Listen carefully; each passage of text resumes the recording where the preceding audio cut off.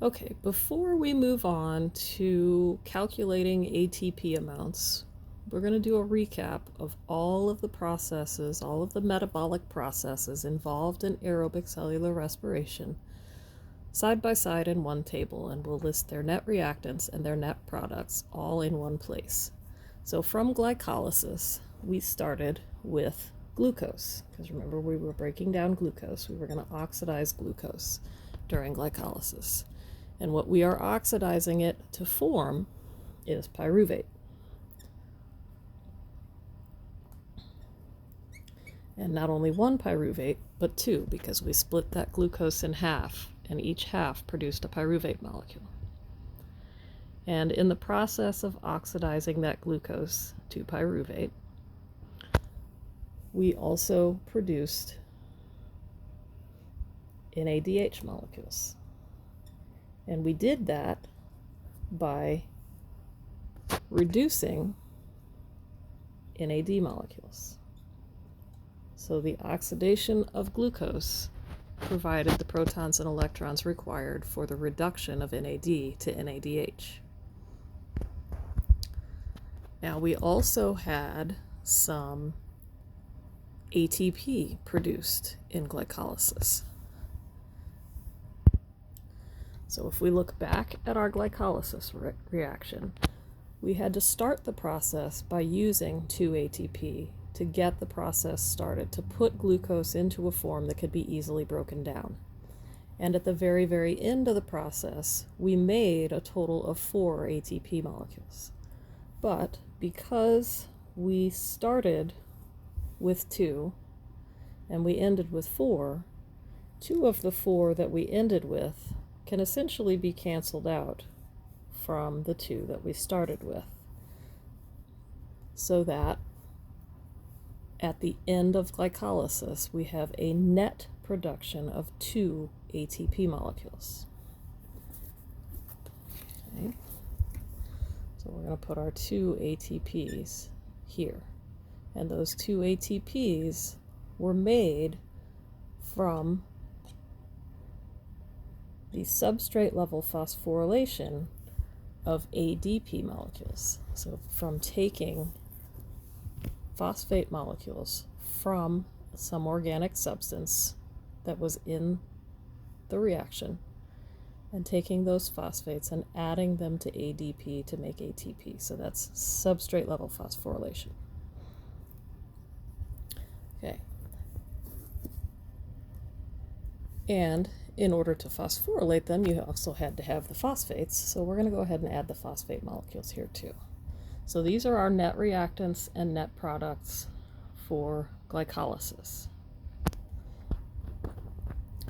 For transition, we are going to start with some of the products of glycolysis. So we're going to start with our 2 pyruvate molecules.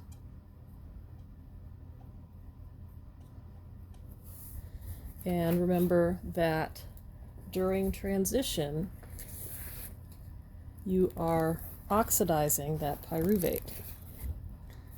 And so as you oxidize that pyruvate to acetyl-CoA, you're going to reduce NAD to NADH. So one of the products that we have here is acetyl-CoA.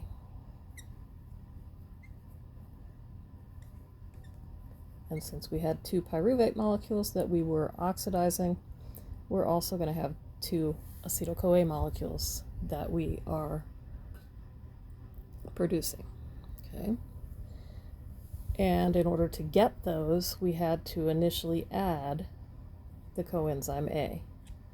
So the coenzyme A bound to the pyruvate molecule in order to give you the acetyl-CoA once that pyruvate molecule lost one of its carbons as carbon dioxide.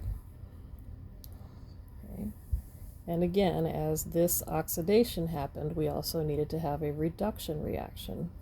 So in this case, the reduction was from the electron carrier NAD and reducing it to NADH. Okay. All right. Then, for the Krebs cycle, For the Krebs cycle, we're going to start with some of the products of transition, namely acetyl-CoA here. Okay. So we're going to put those as some of the net reactants. And remember, we had 2 of them produced as a result of transition, so we're going to start with 2 acetyl-CoA enzymes. And as that acetyl-CoA binds to this 4-carbon compound that's part of the Krebs cycle already, that coenzyme is going to get given off as a product. So we'll write that as one of our products.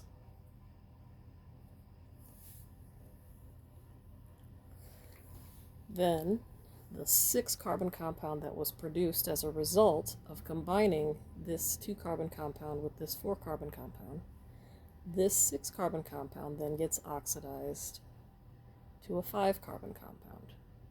And as it gets oxidized, NAD gets reduced to NADH, releasing carbon dioxide as a product. So carbon dioxide, remember, was released twice, and we had 2 Krebs cycles, so we have a product side of 4 carbon dioxides. And there were 3 NAD molecules in a single cycle, times 2 cycles, that got reduced. So we have 6 NAD molecules that get reduced to 6 NADH molecules. And we also have an FAD molecule for each Krebs cycle, so we have a total of 2 FAD molecules that get reduced to a total of 2 FADH2 molecules. All of this bookkeeping or number keeping will make sense in just a few minutes. And then we, for each Krebs cycle, phosphorylated a single molecule of ADP to ATP. So for both Krebs cycles, we end up with 2 ADP and 2 inorganic phosphate molecules. Sorry, not inorganic, 2 phosphate molecules being combined to form 2 ATP molecules. Okay.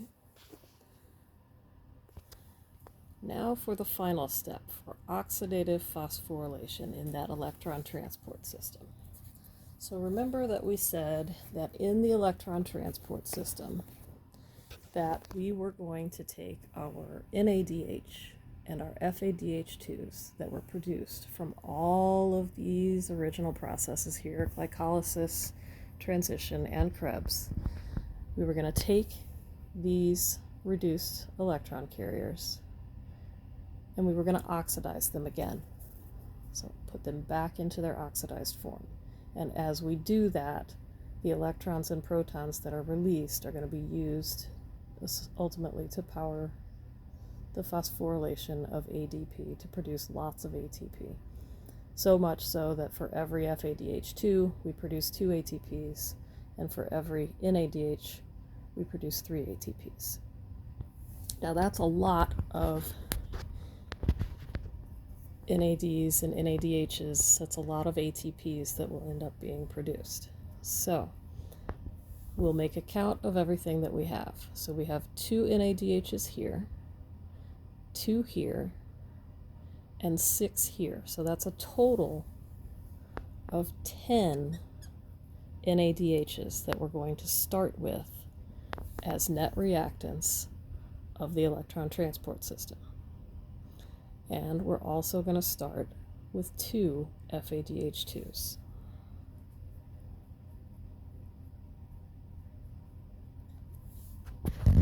Now, if each NADH molecule can produce 3 ATPs, that's going to give us a total of 30 ATP molecules just from the NADHs that were produced from Krebs, transition, and glycolysis. And if each of these FADH2 molecules can produce 2, that's going to give us 4 more ATP molecules. Okay, so that just from electron transport, not even including any of the ATP that was produced up here, but just from electron transport, we're producing a total of 34 ATPs. But if we want to look at how many ATPs are produced by all of the reactions involved in aerobic cellular respiration, we're going to also have to add these ATPs from glycolysis and these ATPs from the Krebs cycle. Remember, the transition doesn't make any ATPs directly. So if we add those other 4 ATPs, the total that we get from all of aerobic cellular respiration is 38 ATPs from a single molecule of glucose.